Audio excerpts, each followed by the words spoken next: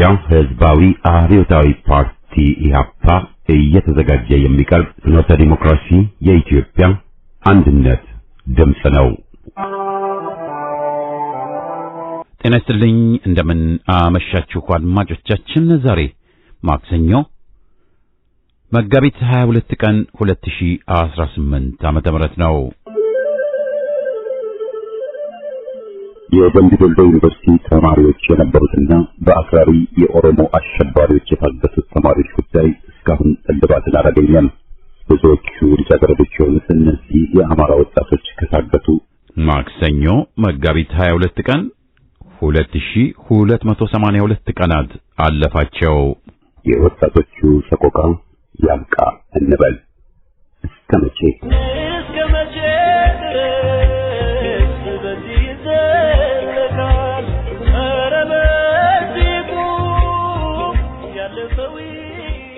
በዛሬ ዝግጅታችን ከፍኖተ ዴሞክራሲ ዝግጅት ክፍል የቀረቡ የተለያዩ ሀተታዎችን በተከታታይ እናቀርባለን። በቅድሚያ ካልቆረጡ አይጀምሩ፣ ከጀመሩ ይጨርሱ በሚል ርዕስ የቀረበ ነው። በማስከተል ላይቀር ሞቱ መንጠራውቱ በሚል ርዕስ የቀረበውን ሀተታ እናሰማለን። በቅድሚያ ግን ዜና። የአማራ ፋኖ ብሔራዊ ንቅናቄ አፋብን አጥናፉ ብርጌድ በሚንቀሳቀስበት ቀጠና ወገራ ወረዳ ልዩ ስሙ ጉንትር አቦ ቀበሌ አቦ ቤተክርስቲያን እሁድ መጋቢት 20 ቀን ከሕግ ውጭ በሆነ መልክ ቤተክርስቲያን ውስጥ ምርጫ ቅስቀሳ በማድረግ የምርጫ ካርድ ሲሰጥ በነበረ ያገዛዙ ተላላኪ ኃይል ላይ እርምጃ ተወስዷል። ጉዳት የደረሰበት የባንዳዎቹ ስብስብ ቁስለኞችና የምርጫ ቁሳቁሱን ጠቅሎ ነፍስ ያውጭኝ የፈረጠጠ ወደ ገደብዬ ከተማ ተመልሶ ገብቷል። ህብረተሰቡ የአማራ ህዝብን ጥያቄ በአሁኑ ወቅት የሚፈታው ምርጫ ሳይሆን አፈሙዛችን ነው በማለት በኃይል የተሰጠውን የምርጫ ወረቀት ቀዳዶ በሰላም ወደ ቤቱ ተመልሷል። በተመሳሳይ ዜና ከአርባያ ከተማ ወጥቶ ወደ ኮዛ ቀበሌ ምርጫ ቅስቀሳ ለማድረግ የወጣው ያገዛዙ ኃይል በጎንደር የበጋሻው ክፍለ ጦር የተውጣጡ የተወሰኑ አባላት እና የአካባቢው አባት አርበኞች በጋራ በመሆን የመጣውን ያገዛዙን የምርጫ ተላላኪ ቡድን ኮዛና አይሰግ ቀበሌዎች ላይ መውጫ መግቢያ አሳጥተው አባረውታል። ያገዛዙን ምርጫ በአፈሙዝ ለማስፈጸም ሌት ተቀን እየለፋ ቢሆንም በአፋብን ኃይሎች እርምጃ የሚያደርገው ቅጣምባሩ ጠፍቶት ይገኛል። የኦህዴድ ብልጽግና ጦር በወለጋ አማራዎች ላይ በሄሊኮፕተርና በድሮን የታገዘ ጭፍጨፋ ከፍቷል። ጭፍጨፋው የተከፈተው መጋቢት 20 ቀን ሰኞ ማለዳ ጀምሮ ሲሆን ተባብሶ ቀጥሎ እስከ ዛሬ ከንጋት ጀምሮ አማራዎች በሚኖርባቸው መንደሮች በጦር ሄሊኮፕተር ድብደባ እየተፈጸመባቸው ይገኛል። ገዢ ቡድን በሌተና ጀነራል ዘውዱ በላይ ከሚመራው ማዕከላዊ እዝና ሜጀር ጀነራል አማረ ባህታ ከሚመራው ምዕራብ እዝ የተውጣጣ በርካታ ክፍለ ጦር ሙሉ ሰራዊትን በምስራቅ ወለጋና በሆሮ ጉድሩ ወለጋ ዞን ስር በሚገኙ አካባቢዎች ላይ አሰማርቶ ንጹሃንን እየጨፈጨፈ መሆኑን ከስፍራው የደረሰን መረጃ ያመለክታል። መጋቢት 20 ቀን ጠዋት ላይ በምስራቅ ወለጋ ዞን ጊዳ አያና ወረዳ አንዶዴ ዲቾ ቀበሌ ስር በምትገኘው በአንደኛ ደረጃ ትምህርት ቤት ላይ የድሮን ጥቃት ተፈጽሟል። በአንደኛ ደረጃ ትምህርት ቤት ላይ በተፈጸመው በዚህ የሰው አልባ አውሮፕላን ጥቃት የትምህርት ቤቱ ጥበቃ አባላትና በትምህርት ቤቱ ቅጥር ግቢ ውስጥ የከብት መኖ ሳር ሲያጭዱ የነበሩ አርሶ አደሮችን ጨምሮ ከ5 በላይ ንጹሃን ሕይወታቸው ማለፉ ተረጋግጧል። በተጨማሪም መማሪያ ክፍሎችና የትምህርት ቤቱ ንብረቶች ሙሉ በሙሉ መውደማቸውም ታውቋል። አገዛዙ በምስራቅ ወለጋ ዞን የከፈተው ጭፍጨፋ በሆሮ ጉድሩ ወለጋ ተስፋፍቶ ቀጥሎ በዛሬው ዕለት በአቤ ዶንጎሮ ወረዳና በጉዳያ ቢላ ወረዳ የድሮን አሰሳና ጥቃት ሲፈጸም ውሏል። በተጨማሪም በጉዳያ ቢላ ወረዳ በውባንጭና አካባቢው የዘፈቀደ የመድፍ የሞርታር ድብደባ ሲፈጸም ያረፈደ ሲሆን በዚህም ተከዝኖ የተቀመጠ የአርሶ አደሮች እህል መውደሙን ተጎጂዎች ተናግረዋል። ከነቀምቴ ከተማ ምስራቃዊ አቅጣጫን ተከትሎ አንገርጉትን ጊዳ አያናና ኪረሙን ይዞ ሙሉ የምስራቅ ወለጋ ዞን አካባቢዎች፣ የሆሮ ጉድሩ ወለጋ ዞን አካባቢዎች ላይ የተጠናከረ የድሮን አሰሳና ጥቃት እንዲሁም የሄሊኮፕተር ድብደባ እየተካሄደ መዋሉ ታውቋል። በእግረኛ ሰራዊት ላለፉት 3 ዓመታት ፋኖ ይገኝባቸዋል በተባሉ የኢትዮጵያ ክፍሎች በንጹሃን ላይ ከፍተኛ ጭፍጨፋ ሲፈጽም የቆየው አገዛዝ አሁን ደግሞ ደረጃውን ከእግረኛና ድሮን ጥቃቶች ከፍ በማድረግ በጦር ጀት በአማሮች ላይ የሚፈጽመውን የዘር ማጥፋት አጠናክሮ መቀጠሉን በተለያዩ ቦታዎች የሚገኙ የዓይን እማኞች አረጋግጠዋል። በወለጋ በደቡብ ጎንደር ዞን ደራና እስቴ ወረዳ ሰኔ ማርያም አካባቢ፣ በጎጃም ጎዛመን ወረዳ በቀኝ አቦና በየቦቅላ ቢጠቀም የተባለ አካባቢ በጦር ጀት ጥቃት የንጹሃን ቤቶች ተደምስሰዋል። አገዛዙ የአየር ጥቃቱን በስፋት የቀጠለው በአማራ ሕዝብ ላይ የጀመረውን የዘር ማጥፋት ለማጠናከር ቢሆንም በእግረኛ ሰራዊት የፋኖን ክድ መቋቋም ባለመቻሉ ጭምር መሆኑም ይነገራል። መሰረታዊ የቤት ውስጥ ፍጆታዎች ሸቀጦች በ4-5 እጥፍ ዋጋቸው እየጨመረ ነው። አብዛኛዎቹ ነጋዴዎች ሱቅ እንዳይዘጉ፣ ታሪፍ እንዳይጨምሩ መመሪያ ስለተሰጣቸው የንግድ ቤቶቻቸውን ከፍተዋል እንጂ ሸቀጦችን በመሸጥ ላይ እንዳልሆኑም ታውቋል። የትራንስፖርት እንቅስቃሴ ከናካቴው ሊቆም ከጫፍ ደርሷል። ህዝቡ በጭንቀትና በስጋት ላይ ይገኛል። ፋብሪካዎች ስራ እያቆሙ ነው። ከባድ ተሽከርካሪዎች ነዳጅ አጥተው ቆመዋል። በየዕለቱ ዋጋ በሚንርበት አገር የነዳጅ መጥፋት ተጨምሮበት ሁሉም ነገር ከቁጥጥር ውጭ መሆኑም እየታየ ነው። በሳምንት ውስጥ የሸቀጦችና የግንባታ ዕቃዎች ዋጋ ከእጥፍ በላይ ጨምሯል። ለናሙና ያህልም ከሳምንት በፊት 1600 ብር ይሸጥ የነበረው ጋሎን የጋዝ ቀለም 3500 ብር፣ 380 ብር የነበረ ጂፕሰም 800 ብር፣ 150 ብር የነበረው መቀመሚያ 350፣ ዱቄት 50 ኪሎ ግራም 2350 የነበረው 3400 ብር፣ ዘይት 5 ሊትር 2200 የነበረው 2700 ብር፣ ምስር 1 ኪሎ 240 የነበረው 400 ብር፣ ሲሚንቶ 1300 የነበረው 2600 ብር ገብተዋል። በመጨረሻም ጠቅላይ ግዛቶችም መንግስት ነን በማለት የጀመሩትን እርምጃ ማዕከላዊ የሶማሊያ መንግስት በጽኑ እንደሚቃወም ከሶማሊላንድ የወቁኝ እርምጃ በኋላ እየተጠናከረ መምጣቱ በመታየት ላይ ነው። ሰሞኑን በደቡብ ምስራቅ ሶማሊያ ግዛት በተደረገ ምርጫ ፕሬዝዳንት ሆኖ በድጋሚ የተመረጠው መሐመድ ላፍታግሪን ምርጫን ሕገወጥ መሆኑን ማዕከላዊ መንግስት ገልጾ ስልጣኑን እንዲለቅ የሰጠውን ማስጠንቀቂያ ባለመቀበሉ የፌዴራሉ ወታደሮች ዋና ከተማ ባይዶዋን በቁጥጥር ስር አውለዋል። እስካሁን በተረጋጋ ሁኔታ ላይ የምትገኘው የባይዶዋ ከተማ የፌዴራል ወታደሮች፣ የሰላም አስከባሪዎችና የእርዳታ ተቋማት መናኸሪያ መሆኗ ይታወቃል። ለዛሬ ያለን ዜና በዚሁ ይጠቃልላል።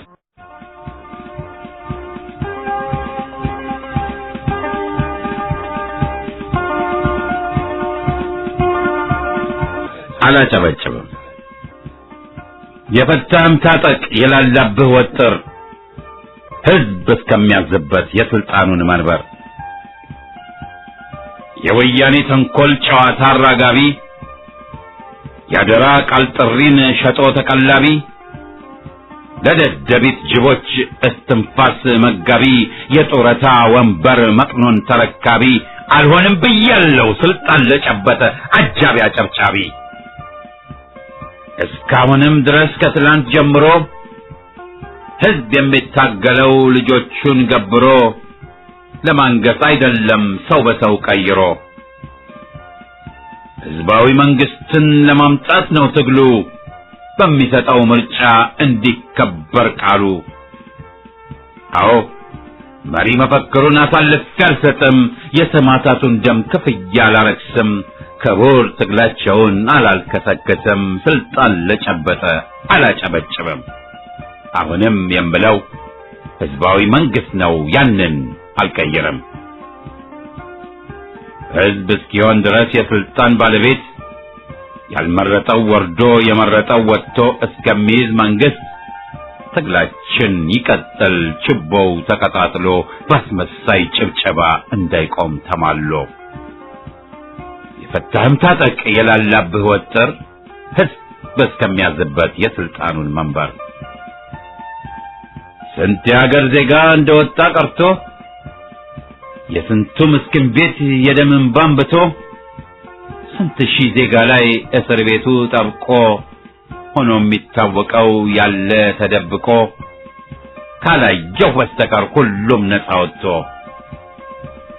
ወያኔ ቢፈታ ካሰረው ቆንጥሮ አያጨበጨብም አቋም አስቀይሮ። አዎ ደግሞ አለው አሁንም እምላለሁ በነበር አቋሜ ዛሬም እጸናለሁ። ስልጣን ለጨበጠ አላጨበጨብም። አሁንም የምለው ህዝባዊ መንግስት ነው ያንን አልቀይርም።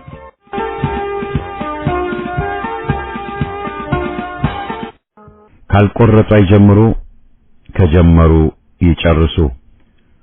የነብርን ጭራ አይዙ፣ ከያዙም አይለቁ ተብሏል። ጦርነት ደግሞ የሞት ሽረት፣ የድል የሽንፈት ግብግብ ነው። ነገ ሊወሰንበት የሚችል ነው። በዚህ ላይ ስልት ቦታ ያለውም ቢሆን ትግል የእራት ግብዣ አይደለምም ተብሏል። አረመኔ አገዛዝን ለመጣል ከተነሱ በወንዝ መሃል መቆም መተው የሚቻል አይደለም። በደርግ ጊዜ የግንቦት 7 መፈንቅል ሙከራን ዛሬም የታጋይ ኃይሎች አማካሪ በሉ የሚሉት ቢያከሽፉትም ተሸናፊዎቹን የያዘው አረመኔም መንግስቱ ኃይለማርያም አዛውንት መኮንኖቹን ፊታቸው ተቀምጦ ግብረ ስየል ያስፈጸመባቸው ከመሆኑም በላይ ሁሉንም ረሽኖ ጦሩን ሞራል አድቅቆ ለገንጣዮች የተመቸ አድርጎታል። ከጀመሩ መጨረስ ነው።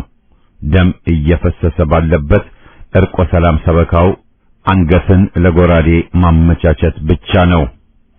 አማራን ከሚሊዮኖች ወደ ሺዎች በጭፍጨፋ እንቀንሳለን ብለው የተነሱ ጅቦች በውይይትና ድርድር ከእርኩስ ግባቸው የሚለወጡ አይሆኑም።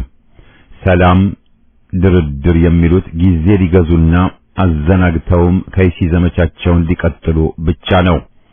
ማንም ሊደናገር አይገባውም በማንም ሰበካና ድለላ። ሊማሊሞ ገደል ወድቆ እታች ስለደረሰ እስካሁን ሰላም ነኝ አለ የተባለውን ጅል አንርሳ። ከጀመሩ ይጨርሷል። ማረፊያው ቦታ አዲስ አበባ ናት። 4 ኪሎ ቤተ መንግስት መሃሉ ሲያዝ ዳሩ ይፍረከረካል።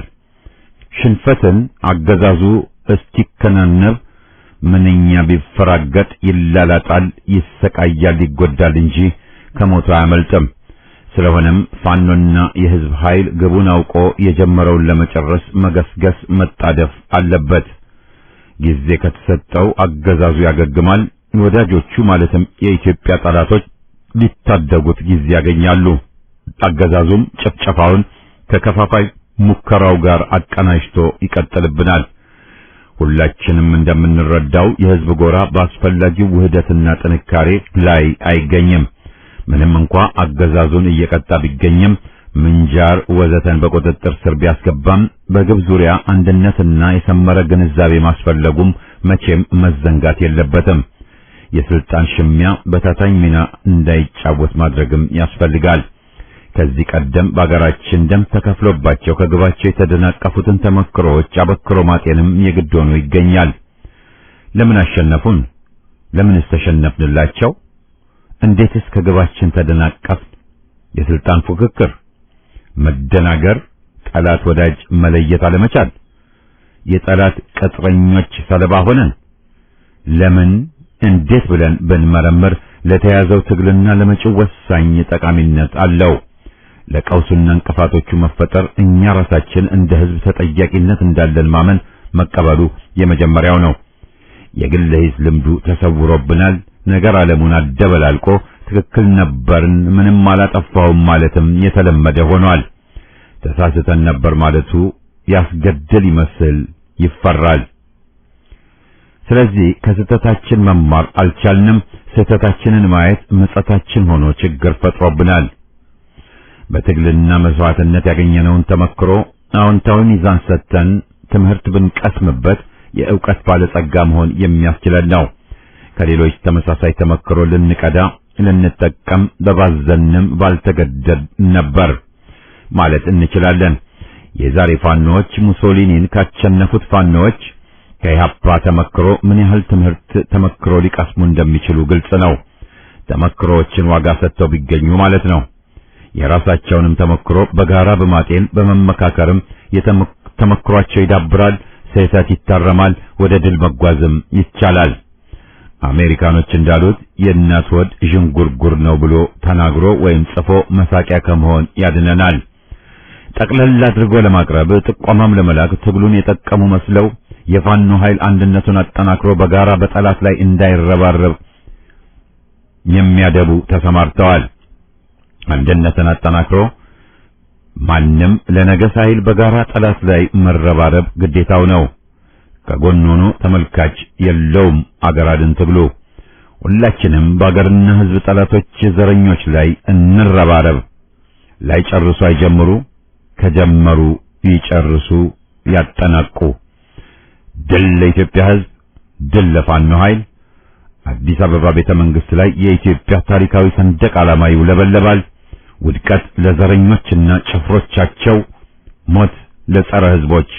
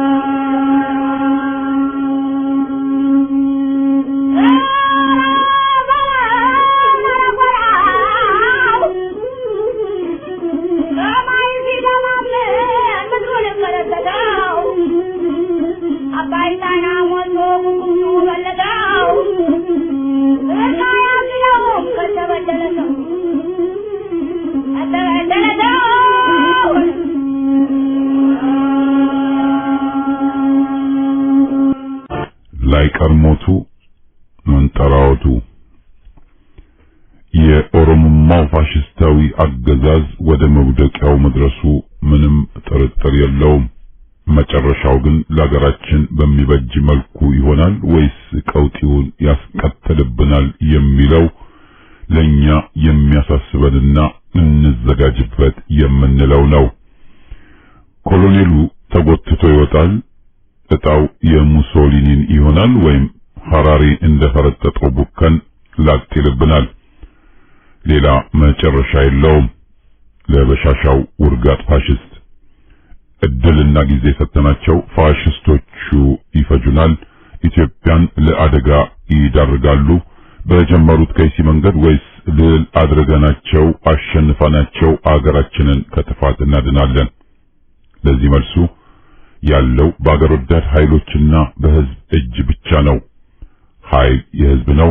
ኮሎኔሉና መንጋው ጠፊ ተሸናፊ ናቸው ብለን አምነን በአንድነትና በጽናት ከታገልን እናቸንፋለን።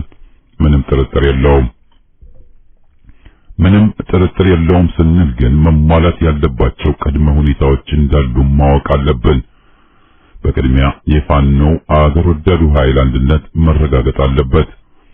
አገዛዙ በአውራጃዊ ስሜት ፋኖን ሊከፋፍል ከሃዲ አማራዎችን ቀጥሮ ማሰማራቱ ገሃድ ነው። መሪ ነኝ እኔ ነኝ የጎበዝ ዋና ልቃ በማለት ሽኩቻ አለ።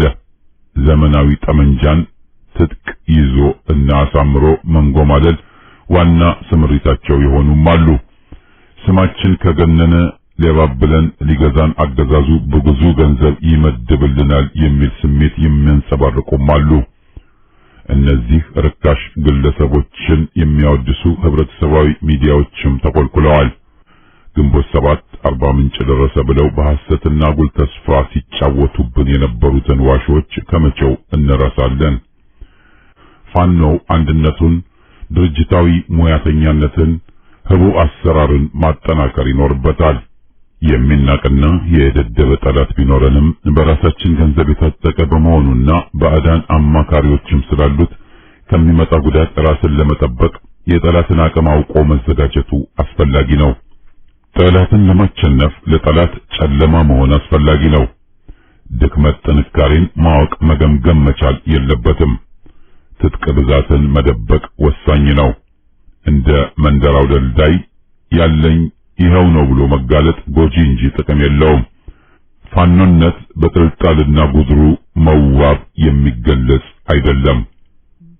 ስለዚህ ድክመትን ማስወገድ፣ በስልት የሚዋጋ ሙያተኛ ጦር ለመሆን መጣር አስፈላጊ ነው። ፋኖው በጦርነት ህዝብን አስደስቷል፣ አኩርቷል። ይበልጥ ድሎችን ሊቀዳጅ እንደሚችልም ግልጽ ነው።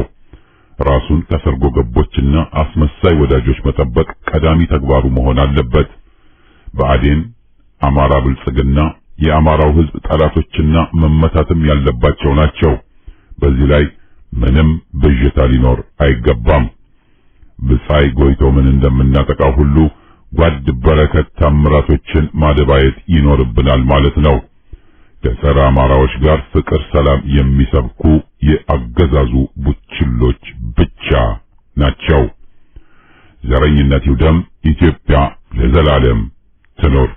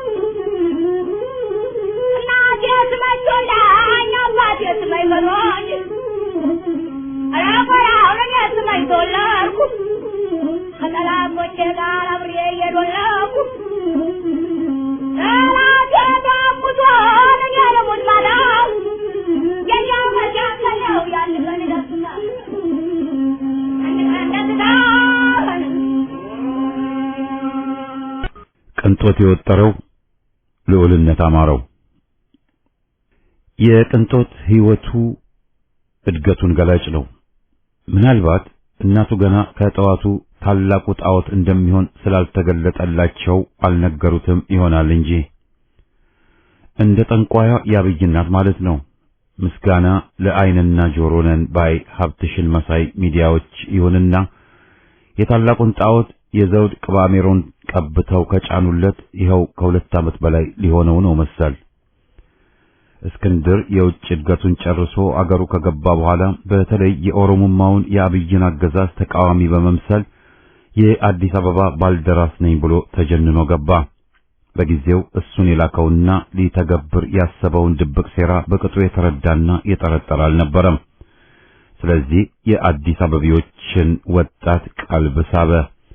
በኦሮሞማው ግፍ ይሰቃዩ የነበሩት በሺዎች የሚቆጠሩ ወጣቶችም እውነተኛ ታጋይ መስሏቸው ደገፉትና በገፍ እንቅስቃሴውን ተቀላቀሉ።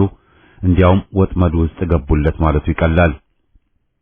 ለይምሰል የተቃውሞ ሰልፍ ከ5 ጊዜ በላይ ጠርቶ ወጣቶቹ ከተሰባሰቡ በኋላ ቄሮዎች አስፈራሩኝ በሚል የተቃውሞ ሰልፉን ሰርዞታል።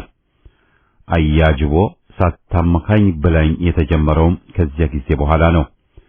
ቀጥሎም የብዙ መቶዎችን የስም ዝርዝር ላገዛዙ አሳልፈው ከሰጠ በኋላ ብዙዎቹ በእስር ተሰየሉ፣ ቀሪዎቹም ተገደሉ። እዚህ ላይ ነው እንግዲህ ጸረ ትግል ጭምብሉ ተጋልጦ ያገዛዙ ቀኝ እጅና የባዕድ ቅጥረኝነቱ በይፋ የተጋለጠው። ወጣቱም ዓይንህን ላፈር ብሎ ጣጥሎት እብስ አለ። የዚህን ጊዜ ነው በአዲስ አበባ እያካሄደ ያለው ሴራ እንዳሰበው እንዳልተሳካለት የተገነዘበው። ከዛም ፋኖ ወደሚገኝበት ጎጃም አዲስ ተልእኮ ወስዶ ተንቀሳቀሰ። ጎጃም ያባተ ሀገር ነው፣ ሽወዳውም ብዙ አላዋጣውም ነበርና በወሎ በኩል አቋርጦ ከአዲስ አበባ ቅርበት ላይ ወደ ተዘጋጀለት ስፍራ ሸዋ ጠቅላይ ግዛት ገባ። ከዛም እንደደረሰ ጸረ ሐቀኛ ፋኖነቱ ከአብይ አገዛዝ ጋር ያለውን ቁርኝት ይበልጥ አጠናከረለትና ያገዛዙ ብሔራዊ ባንክ ልክ እንደ ግል ኪሱ ተመቻቸለት። ከዚያማ ብር በጆልያ ተሸክሞ ፋኖን የመከፋፈል ተልእኮውን አጧጧፈው። ከዳያስፖራ ግንባሮችም የሚላኩለት ዶላሮች እንዳሉ ሆነው ማለት ነው። በክፍፍል ሴራው ሰለባ ሆነው የወደቁለት የጥቅም አሳዳጅ ፋኖ ተብዬዎችንም ተጠቅሞ የትግል ቅልበሳውን ተያያዘው። ሐቀኛ ፋኖዎችንም ደም የጠማቸው ብሎ አንዘረጠ። አልፈረድኩበትም። የበሰበሰ ዝናብ አይፈራም እንዳሉት ነበርና። ከዛም ከባዕድ ጌቶቹ ጋር ሰንሰለት ሆኖ የሚያገናኙትን አንዳንድ በሙስና የተዘፈቁትንና ጡረተኛውን ልዑል ሾምኩላችሁ ብሎ የምስራቹን ለኢትዮጵያ ሕዝብ አስለፍፎ ቀንበሩን ሊጨንብን ሞከረ። አያጅቦ አዘናግቶ ሊሰለቅጠን። በብዙ ሚሊዮን የሚቆጠር ሕዝባችን የሚበላና የሚቀመስ አጥቶ በተራበበት፣ እንደ በግ ተንጋሎ ቀን በቀን በሚታረድበት፣ መፈናቀሉ በተበራከተበት፣ በእስር መሰየሉና ባገዛዙ ሰብዕናውን ተገፎ እንደ እንስሳ መቆጠሩ ቅስሙን በሰበረበትና እንደ ሰማይ ስባሪ የከበደውን የአገር ችግር በጫንቃው ለመሸከም አቅሙ በሰለለበት በዚህ አስከፊ ወቅት እነዚህን ቅምጥሎች ሾሜላችኋለሁ ማለቱ ቢያንስ ሕዝብን መናቅና በቆስሉ ላይ ቤንዚን እንደማርከፍከፍ አስቆጥሮበታል። ይህ ደግሞ የፈረንሳይ ሕዝብ ለተቃውሞ ወጥቶ ሲጫጫህ የሰማችው ልዕልት ምን ሆነው ነው ብላ ጠየቀች። ረሃብ ሊፈጀን ነው እያሉ ነው ሲሏት፣ ታዲያ ለምን ኬክ አይበሉም እንዳለችው መሆኑ ነው። እስክንድርንም ቅንጦት የወጠረው ልዑልነት አማረው ያልኩት ለዚህ ነው። የኢትዮጵያ ሕዝብ ችግርና ፍላጎቱ ሌላ፣ የቅምጥሉ እስክንድር አካሄድ ሌላ። አራምባና ቆቦ የሆነ የመሃይምነትና የቅጥረኝነት እጅ የሚል የአገር ክህደት ከንቱ ድንቁርና። ምን ነው ጃል? አሁንስ አልበዛም? ያኔ በስልሳዎቹ ዘመን የጠባብ ዘረኛው ኢሳይያስ ኃይል በጦር አገንግኖ ነበር። ወታደሩም ከሻዕቢያ ጋር እየተፋለመ ብዙ መስዋዕትነትን ከፍሏል። እንዳሁኑ የኦነግ ፌዴራል አገር ጠል ሳይሆን በአገር ፍቅሩ የተንገበገበ ለአገሩ አንድነት ሲል ጥሎ የሚወድቅ ድንቅ መከላከያ ነበር። ታዲያ አንድ ጊዜ ኤርትራን የሚገዙት የንጉሡ እንደራሴ ልዑል አስራተ ካሳ ነበሩና ከቃኘው ሻለቃ ካምፕ ለስብሰባ ተጠርተው ይገባሉ። ቀጥሎም የሻዕቢያው መሪ ኢሳይያስም ታጅቦ ወደዚሁ ስብሰባ ሲሄድ ያየው አንድ መኮንን አይኑን ማመን አቃተው። በነገሩ እጅግ ተበሳጨ። ኋላም ስብሰባውን አጠናቀው ከተመለሱ በኋላ ልዑሉን ምንድነው ይሄ የማየው ጉድ ይላቸዋል። እሳቸውም አርፈ ተቀመጥ፣ አላየህም አልሰማህም ብለው በቁጣ አስጠንቅቀውት ሄዱ። እነኚህን መሳይ ቱባ ባለስልጣኖች ነበሩ እንግዲህ ለከርሳቸው ብለው በተተኪው ትውልድ ላይ የረጩት መርዝ እስከ ዛሬ ድረስ ጾሱ ለኛ ተርፎ አበሳችንን እያበላን የቀጠለው። ሲጀመር ኢሳይያስን አስታጥቀው ወደ ሜዳ ያስገቡት ንጉሥ ናቸው ይባል የለ። ብቻ በአባት ኃጢአት ልጅ አይወነጀልም የሚሉትን አባባል እቀበላለሁ። ግን ጡረተኛው ልዑልነቶ በተለይም በዚህ ኮንትራቱ ባለቀ ዕድሜው የአባቶን ወንጀል ሊደግሙ እጆትን በማስገባቱ ከውግዘቴ አላመለጡምና ይቅርታ። ከዕድሜ በላይ ታላቅ አስተማሪ የለም ነበር የሚባለው። ታዲያ እርሶን እንዴት ልለፎት? እስቲ ልብ ይስጠን። አሁንም ለግል ጥቅማችን ሳይሆን ለተጎዳው ሕዝባችንና ለተተኪው ትውልዳችን እንድናስብ አምላክ በቸርነቱ ይርዳን። ድል ለኢትዮጵያ ሕዝብ። ቢተው አማረ ነኝ ከቆላ ቀራኒዮ ቅድስት የግዕዝ ምድር።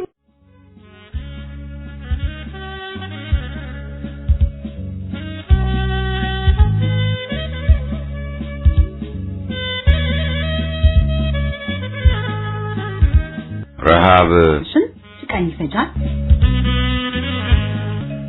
ረሃብ ቀጠሮ ይሰጣል ወይስ ቀን ቆጥሮ ይፈጃል? የሆድ ነገር ሆድ ይቆርጣል ይባላል፣ ድሮ ይባላል፣ ይዘለዝላል ይከትፋል። ብቻ እስከሚጨርስ ድረስ ሆድ ለሆድ ጊዜ ይሰጣል። ወተት አንጀት ነጥፎ ሲላ፣ ሆድ ዕቃ ደርቆ ሆድ ሲራብ፣ ተሟጦ አንጀት ባንጀት ሲሳብ። የጣር ቀጠሮ ስንት ነው ለሰው ልጅ ሰው ለምንለው? ላይችል ሰጥቶት ለሚያስችለው ስንት ቀን ነው ስንት ሌት ነው?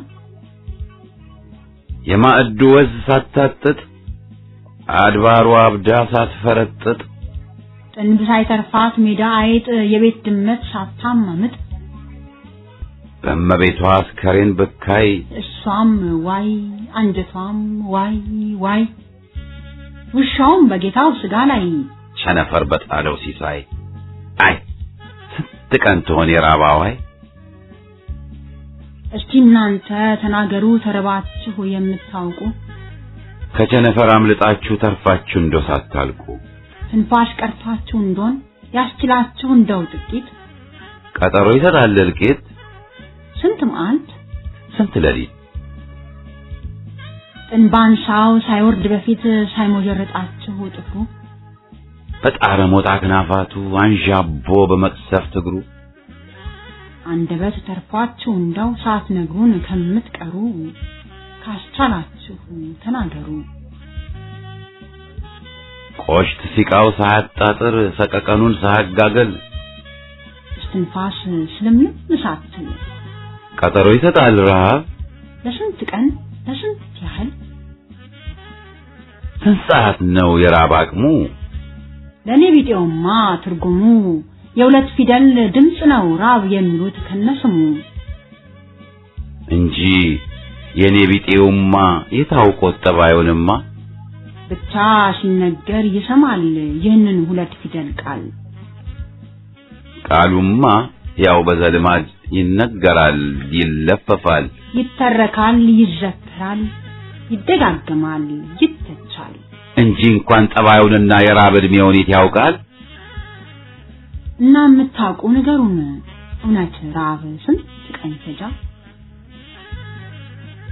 በጣራ ፋፍ ላይ ያለ ሰው ራብ እንዴት ነው የሚያዛልቅ ለስንት ቀን ይሰጣል አንደበትክን ሳይሸመቅቅ ሸረሪት በልሳንህ ላይ የድር ትብትቡን ሳይሰራ ቁራና ቀበሮ በቀን ከቀይህ ድባብ ሳይደራ ጥንባንሳ ሊጭር ሳይመጣ ቅንቦሽ ከጎጆ ሆጣራ እንደ ፍካሪ ኢየሱስ ቃል በጣር መጽሐፍን ሳጠራ አንደበት ሳለህ ተናገር የምታውቅ የራብን ነገር አስከሬንህ ከየጠሻው ተርፎ እንደው ሳይቀረቀር ስንት ደቂቃ ስንት ፋታ ቀጠሮ ስንት ትንፋሽ ነበር ቆሽታሮ ሳይፈረፈር ትናጋህ በድርቀት ንዳድ ጉሮሮ ሳይሰነጠር የሆድ ነገር ስንት ያቆያል ቀጠሮ ይሰጣል እልቂት ስንት መዓልት ስንት ሌሊት ስንት ሰዓት ነው ሰቆቃው ስንት ደቂቃ ነው ጭንቁ እስቲ እናንተ ተናገሩ ተረባችሁ የምታውቁ ስንት ያቆያል ስንት ያዘልቃል እውነት ራብ ስንት ቀን ይፈጃል ስንት ያቆያል ስንት ያዘልቃል እውነት ራብ ስንት ቀን ይፈጃል